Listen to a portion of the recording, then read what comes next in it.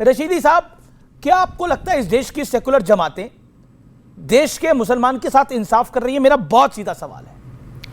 देखिए, सेकुलर ये जमातें सिर्फ मुसलमान के लिए हैं और मुसलमान को बेवकूफ़ बनाने के लिए हैं, इसमें कोई दो राय नहीं है। आप देखिएगा, पिछले 11 सालों का जो रिज़ल्ट है, यूपीएससी में इस बार तकरीबन 60 से 70 मुसलमान बच्चे पास हुए हैं।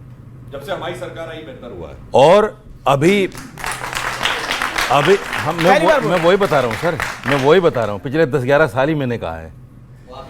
और यूपी में अभी पुलिस में भर्ती हुई तो 48 लड़के, मुसलमान लड़के पुलिस में भर्ती हुए हैं। ये क्यों हुआ है?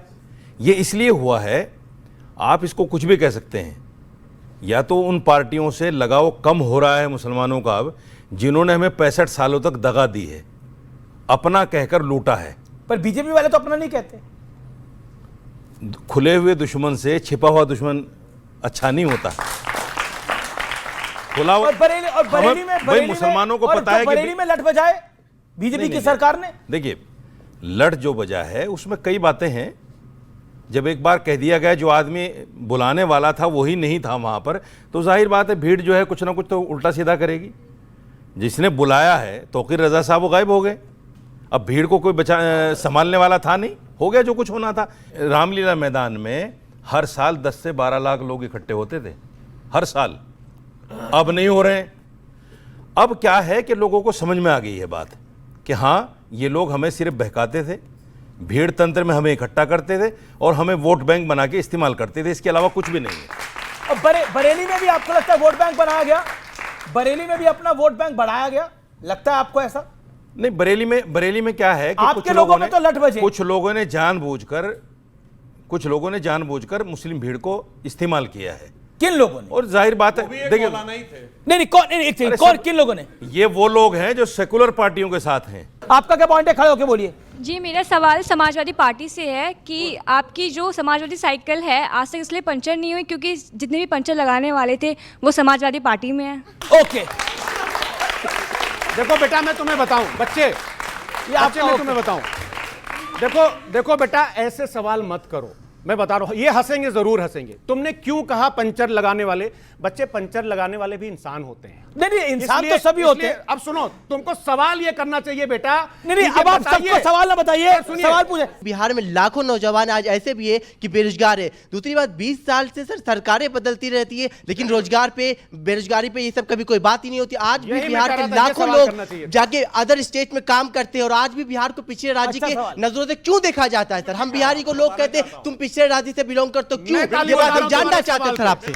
ओके, जवाब। मुझे लगता है कि इस बच्चे में बिहार के लिए बहुत शिद्दत है। अच्छा आपको पता है कि बिहार का बजट कितना था 2005 में बेटा? बिहार का बजट था 23,000 करोड़, आज है 3.25 लाख करोड़। बिहार की प्रति व्यक्ति आय थी 7,000 रुपए, आज है 69,000। बता रहे कहां से लाए भाई, ये तो समझिए। बिहार में भाई, अब क्या आपने रिटर्न, बिहार में साक्षरता दर थी 44%, आज है 80%।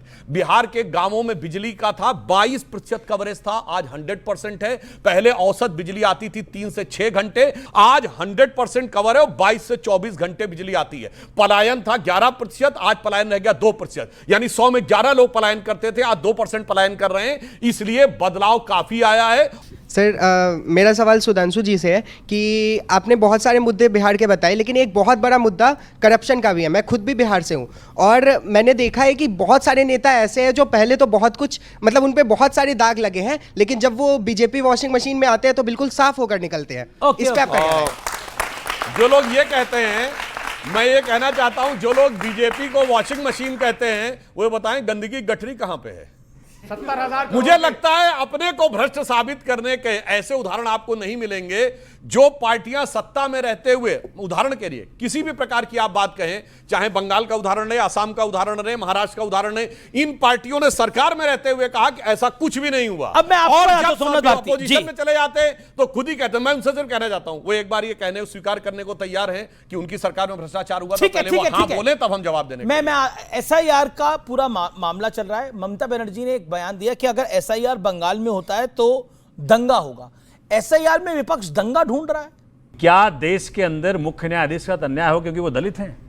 हरियाणा के अंदर आईपीएस आत्महत्या कर लिया, रायबरेली में पीट पीट के मार डाला गया दलित को। ये क्या न्याय हो रहा है? ये क्या देश चल रहा है? मुझे बताइए। ओके, क्या देश चल रहा है? रशीद जी कुछ कहना चाह रहे हैं। रशीद जी बोलिए।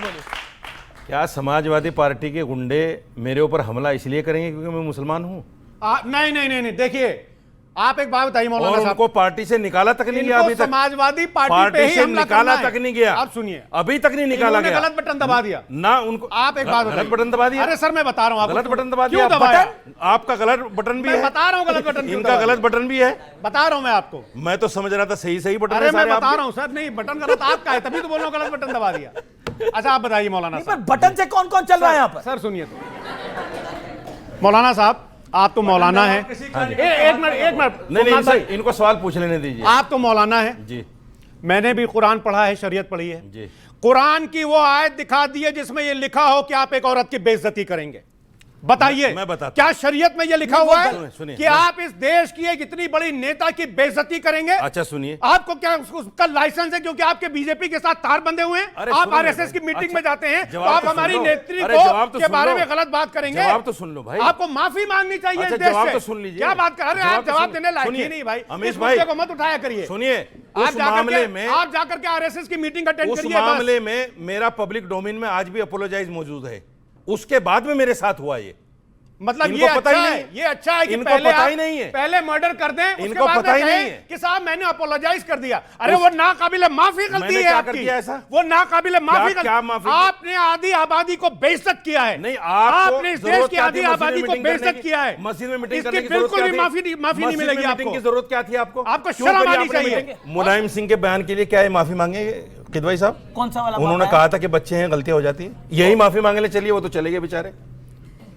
आप जो माफी लोग मांगे? सुनिए, मैं मांग चुका। जो लोग मैं इस मांग देश चुका। की माफी आधी- मांगते हैं हाँ, बयान मांग पर? चुका। आप मांग चुके नहीं, हैं? मैं मांग चुका ऑलरेडी, जिस- पब्लिक डोमेन में है।